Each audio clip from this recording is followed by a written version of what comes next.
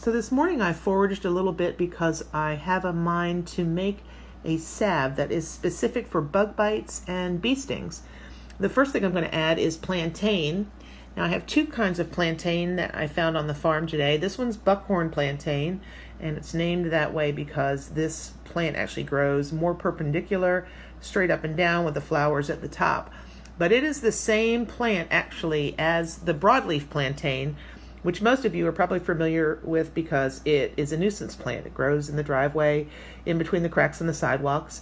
And in the later part of the summer, it has this stalky looking middle part that has green flowers on it, and generally considered a nuisance plant, but has a lot of good medicinal properties.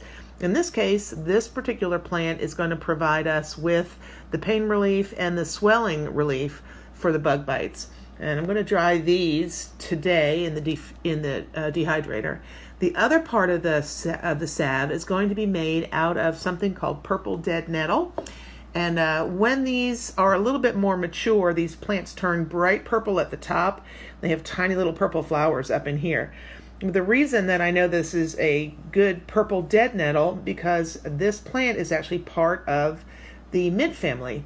And I don't know if you know this, but mint plants all have square stems. So you can see that in my identification process of this plant, I can be sure that this is the right plant because I know that it has absolutely 4 square sides to the stem, not a round stem like a regular flower would.